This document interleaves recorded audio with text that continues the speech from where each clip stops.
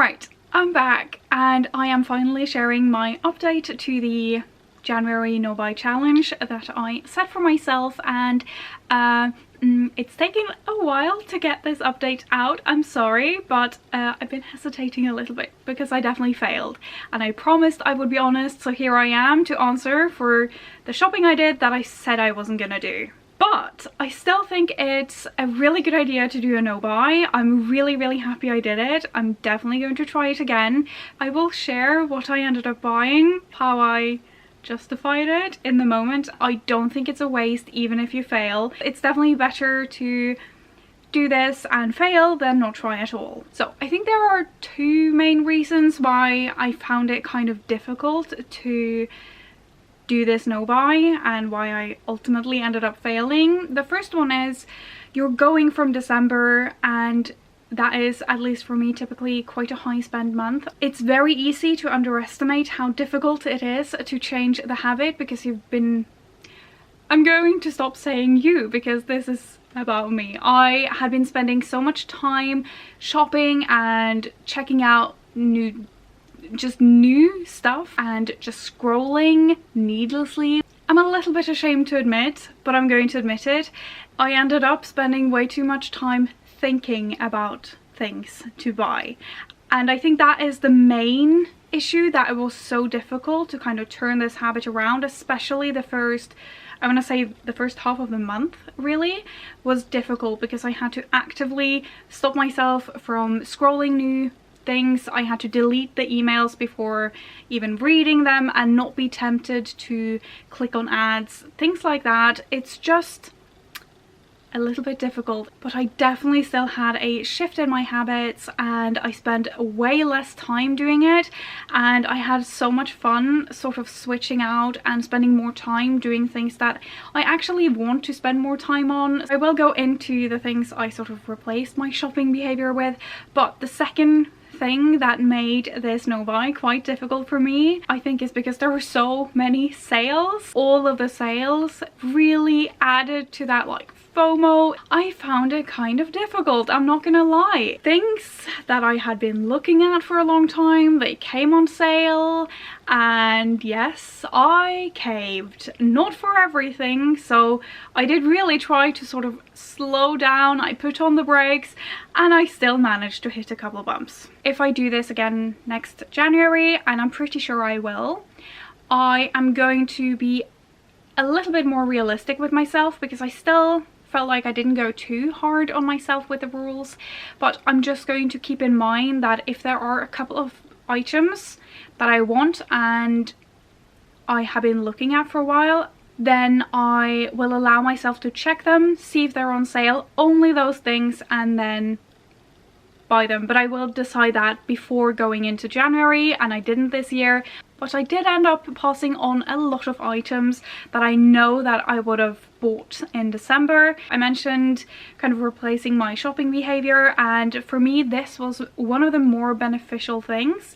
I decluttered my wardrobe. I didn't put a lot of pressure on myself. I went category by category and just really allowed myself to spend time on it and evaluate each piece, and I found that so helpful. If there is one single thing you can do to feel like you have no need for that new thing you thought you needed, go into your wardrobe and start decluttering. So for me it was super useful to go in here and see, actually I have some of these drawers, they're already kind of filled to the brim. It really alleviated that sort of need to put more things in, and I also made a very conscious effort to spend more time on my hobbies. That was definitely one of my goals, to kind of switch out useless shopping behavior with things that I value actually doing. So I did a lot more painting, and I'm really happy at least I managed to not buy any more paint, which was one of my goals, to actually do my hobbies and not use that as an excuse to buy more things. The other thing I did is I started to plan out my spring capsule wardrobe, which I am really excited about, and for the items I came across, of which there were a few that I really wanted, instead of kind of thinking about it and putting it into my cart, I saved the item into a note in my phone. I just saved the link and I just went on with my life, and then I would check back in a week or so, and a lot of the items I found that I didn't even really want it that much anymore. I definitely felt a lot of that pressure to like, oh, I need it like now. That was gone. I am really sorry about this lighting. We are having some beautiful sun today, but it's setting just about now and the lighting is just shifting a little bit, so I'm sorry about that, but also not, because we're finally getting some sun and I love it. So I will actually be attempting no buy months throughout this year.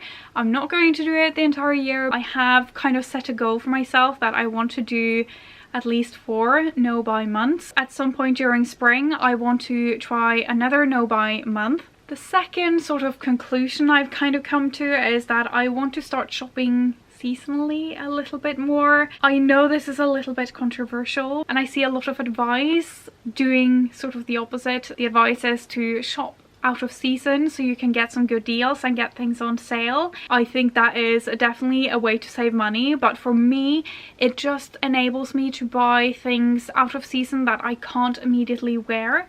In my head it makes it a lot easier to kind of imagine myself wearing it when I don't actually have to ask myself, okay, but am I going to wear this out of the house tomorrow? It just really enables me to shop for my imaginary life. I've talked about this before, so for me, at least for a period of time, I will kind of hold off on buying a lot of things that are not something I can wear kind of immediately. So for me, I think this is going to be the right choice. Do we need some more light? Let me have a look. I think that helped a little bit. Anyways, all right, let's get to the specific items that made me cave. I'm gonna do clothing first. I have 2 pieces here. The first one is this knit jumper. I was going to wear this for this video, but it's honestly so warm in here today. I'm just like sweating and I kind of love that, but I'm sad I didn't get to wear this. This is wool and so warm. This is from And Other Stories. I think it was 50% off and I had been looking at this throughout November and December. I'm kind of debating it. This is the kind of jumper that I will wear a ton for fall and winter, and I honestly have worn this so much since I bought it. I know that the first time I saw it, it was not in stock, so when it finally came back in stock and it was on sale, the FOMO got me. Would I have done a better job with my no buy if I didn't buy this? Yes. Do I regret it? No. But it definitely solidified to me that I need to have a clear goal going into my no buy months. What am I going to, if anything, buy during the sales? The next one is a little bit more difficult. So this pleated grey skirt. This is from Arket and this was not on sale. It was not particularly inexpensive either. This is justified through me wanting it last year, but it was constantly out of stock.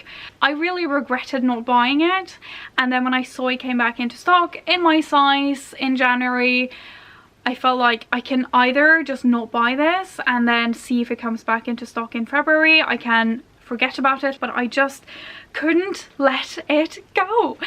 I mean, if I were better about not seeing anything that was for sale, I wouldn't have bought these because I wouldn't have seen them. But I ended up buying a couple more hair products. I don't feel like I failed by buying this because this was planned. This one lasted me a year, the previous one. I use it every single time I wash my hair pretty much, so I had to get that.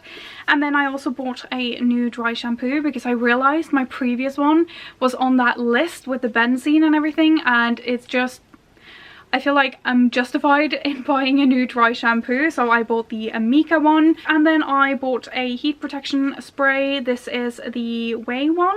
This is amazing. I ran out, so on the day I ordered a new one. I didn't want to be so strict that I couldn't buy things that I actually ran out of. So I really don't think I failed on the hair products either.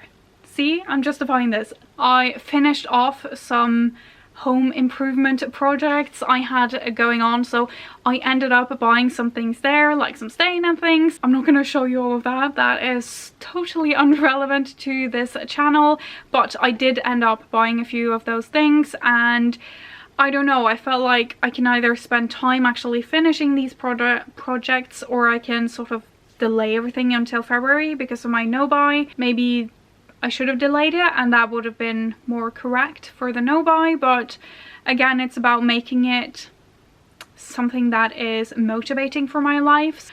And then there was a sale on books, and I have a strong weakness for books, so I bought 2 books.